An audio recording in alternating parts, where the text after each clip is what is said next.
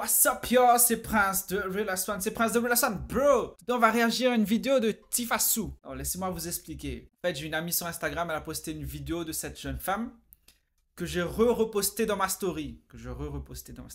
Puis j'ai eu en commentaire, genre en message privé, il me disait ouais Prince, tu devrais réagir à ces vidéos.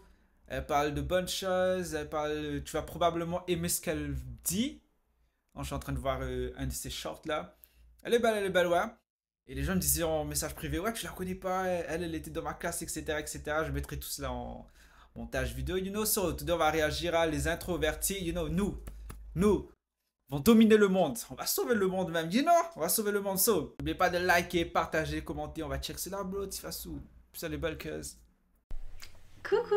Récemment, j'ai fait une vidéo qui s'appelait Arrêtez d'être ami avec des gens qui n'ont pas confiance en eux. Derrière ce titre, certes, un peu exagéré, j'expliquais que les gens qui n'ont pas confiance en eux ne révélaient pas forcément leur vraie personnalité. Et qu'il peut y avoir de mauvaises surprises le jour où cette personne gagne confiance en elle et montre sa vraie nature. D'ailleurs, si cette vidéo vous intéresse, je vous le mets en barre d'infos. Parce que parfois les ruptures amicales font tout aussi mal que les ruptures amoureuses. Mais pourquoi je vous parle de ça? Car j'ai reçu un commentaire sous cette vidéo disant que j'incitais à exclure les gens introvertis. Non. Bon. Déjà c'est faux. De mon point de vue, déjà il faut accompagner les gens qui n'ont pas confiance en eux en ayant conscience des risques. Et non, il faut pas les exclure. Et c'est doublement faux parce que l'introversion n'a rien à voir avec le manque de confiance. Par exemple, Lady Gaga avec son style flamboyant, ses performances scéniques audacieuses et sa voix puissante incarnent la confiance en soi. Pourtant, elle s'est souvent décrite comme étant introvertie. Elle illustre parfaitement que l'introversion ne se résume pas à la timidité ou au manque d'assurance. Regardez-la avec sa robe viande. Vous pensez réellement qu'elle manque de confiance? L'introversion, c'est juste des préférences pour des moments calmes et solitaires, et ça peut être aussi une force redoutable. Alors, si on t'a déjà dit que t'étais une personne trop réservée, comme si c'était quelque chose de négatif, et que ça commence à te saouler, cette vidéo est faite pour toi. Et si tu es aussi quelqu'un d'extraverti, cette vidéo est aussi faite pour toi, car elle t'apprendra pourquoi se méfier de l'eau qui dort. Puisqu'on va voir comment et pourquoi les introvertis vont dominer le monde.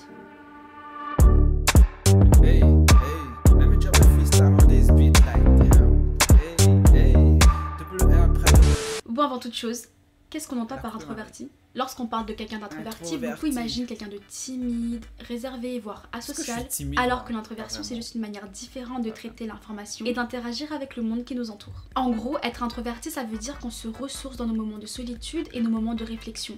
Une personne introvertie recharge sa batterie en s'isolant. Elle récupère son énergie dans sa propre personne. Ça ne veut pas dire que les introvertis n'aiment pas la compagnie des autres, mais plutôt qu'ils préfèrent les interactions plus intimes et significatives. Il y a une idée courante qui dit que le monde est fait pour les extravertis. La communication constante, la vie à 100 à l'heure, etc. Mais aujourd'hui, je suis là pour vous parler des forces insoupçonnées des introvertis. Maintenant qu'on est tous d'accord sur la définition d'introverti, petite interro surprise. Est-ce que tu es plutôt introverti ou extraverti?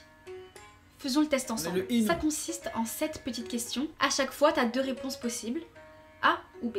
C'est très rapide, te prends pas la tête. Tu comptes A avec ta main gauche et B avec ta main droite. Prêt, c'est parti? Je fais le test avec vous. Tu préfères A, être seul ou avec quelques amis proches. B, participer à des grands événements. Moi, je suis plutôt B perso. Question 2. Après une discussion, tu te sens A, vidé, B, plein d'énergie. Là, je suis plutôt A perso. Question 3. Tu préfères A, te concentrer sur une tâche à la fois, B, avoir plusieurs choses en cours. Moi, je suis clairement B. Question 4. Pour prendre une décision, A, tu réfléchis longtemps, B, tu fonces. Pour ma part, je fonce. Je calcule trop. Question 5. Tu préfères t'exprimer A, à l'écrit, B, à l'oral. En ce qui me concerne, je suis plutôt A. Question 6. Lorsque tu es dans un nouvel environnement, A, tu restes à l'écart et tu observes, B, tu es très vite à l'aise. Pour ma part, c'est A. Et dernière question, question 7. Tu préfères les endroits A, calme, B, animé. J'hésite, mais je suis plutôt B pour ça.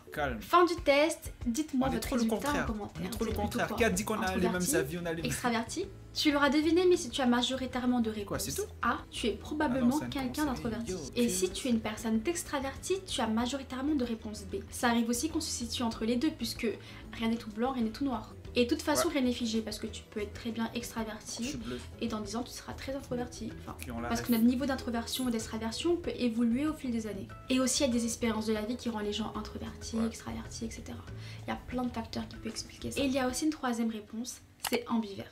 c'est quand tu es à la fois extraverti et introverti. Contrairement aux introvertis qui tendent à se sentir plus à l'aise et énergisés dans des situations calmes et solitaires, et contrairement aux extravertis qui tendent à préférer et à tirer l'énergie des interactions sociales, les ambivertes peuvent fluctuer entre deux états. Maintenant où tu sais plus ou moins te situer, voyons voir quelles sont les forces des introvertis. Si tu l'es, tant mieux, et si tu ne l'es pas de panique. Car en connaissant le pouvoir des introvertis, tu comprendras pourquoi il est important de t'entourer de gens comme eux. Le top 5 des forces des introvertis. Ok, on va voir. L'introverti a les meilleures capacités d'analyse. Les introvertis sont souvent d'excellents observateurs. Ils remarquent des détails que certains pourraient négliger. Que ce soit un changement subtil chez un proche, une nuance dans une œuvre d'art ou une erreur dans un ensemble de données. Pourquoi? Car pendant que le monde bouillonne d'informations et de distractions, les introvertis, eux, ont une capacité unique de s'arrêter, de se recentrer et de se plonger profondément dans leurs pensées. Pendant que les gens regardaient la beauté de Tifasso, moi j'ai direct remarqué le Dreamcatcher derrière. Souvent à des décisions plus équilibrées. Et la première chose que dit qu'on l'a vu. Ils ne réagissent pas à chaud. Ça permet d'aborder des situations avec clarté que beaucoup pourraient envier. Exemple, Albert Einstein était connu pour son introversion. Préférant souvent la solitude à la compagnie bruyante, il passait de longues heures en contemplation silencieuse, plongé dans ses pensées. Cette nature introvertie alimentait sa capacité exceptionnelle à observer le monde d'une manière que peu pouvaient comprendre. Son penchant pour la réflexion solitaire l'a conduit à élaborer certaines des théories les plus révolutionnaires de la physique. 2. Des interactions plus pertinentes. Les introvertis ont une approche plus sélective des interactions sociales. Contrairement à ce que certains peuvent penser, ça n'a rien à voir avec le fait d'être asocial. Bien au contraire. Les introvertis choisissent des discussions qui ont du sens pour eux. Ils évitent les bavardages superficiels. Et donc leurs discussions sont souvent sérieuses et profondes. Et bien que les introvertis parlent moins souvent en moyenne que les extravertis, au hasard comme ça, ou bien qu'ils sont juste moins à l'aise à l'oral, ils ne veulent pas juste parler pour remplir un silence. Voilà. Parce que quand un introverti décide de prendre la parole, c'est qu'il a quelque chose à dire. Barack Obama, plutôt introverti, a souvent manifesté une communication réfléchie et mesurée. En comparaison, ses prédécesseurs et successeurs, George Bush et Donald Trump, tous les deux plus extravertis, ont parfois eu une communication plus spontanée, ce qui les conduit à des déclarations moins réfléchies et, à l'occasion, maladroites. Ça caractère, une gimmick. 3. Une écoute active. Les introvertis par nature parlent moins et écoutent davantage. C'est cette capacité à être présent lors d'une conversation qui les rend si précieux en tant qu'amis, conseillers ou collègues. Les gens se sentent entendus, compris, valorisés et l'écoute attentive est souvent liée à l'empathie. Ça les rend doués pour trouver des résolutions, par exemple quand il y a bagarre. Tupac il avait dit « Dieu nous a donné 2 oreilles et une bouche. C'est pour plus écouter et moins parler. » Quand il y a bagarre ou conflit, ou en tant que soutien émotionnel. Et les gens introvertis sont souvent vus comme des gens bienveillants. Emma Watson, bien que mondialement reconnue comme actrice, est aussi profondément introvertie. En tant qu'ambassadrice et militante, cette écoute attentive est devenue sa force, lui permettant d'amplifier les voix souvent marginalisées avec empathie et délicatesse. 4. Ma partie préférée, une plus grande autonomie. Là où certains cherchent constamment de la compagnie ou un besoin de validation, les introvertis, eux, s'appuient souvent sur eux-mêmes, leurs propres connaissances, leurs propres compétences, ce qui les rend plus autonomes. Ils préfèrent éviter de demander de l'aide, que ce soit à l'école, au travail, mais aussi dans la vie personnelle. Ils trouvent leur valeur et leur confiance à partir de leur propre introspection et auto-évaluation. Souvent, on dit que les introvertis ne parlent pas beaucoup, mais en fait, ils se posent plein de questions pour savoir pourquoi je pense comme ça. Pourquoi il dit ça? En fait, ils s'auto-analysent, ils s'auto-évaluent pour comprendre un peu leur fonctionnement et le fonctionnement des autres. Par contre, ça ne veut pas dire qu'ils apprécient pas les compliments et la reconnaissance, mais cette indépendance permet aux introvertis de suivre leur propre chemin. Et même si ça va à l'encontre des normes sociales. L'introversion de J.K. Rowling a sans doute été un facteur clé dans le développement de son autonomie et de son indépendance.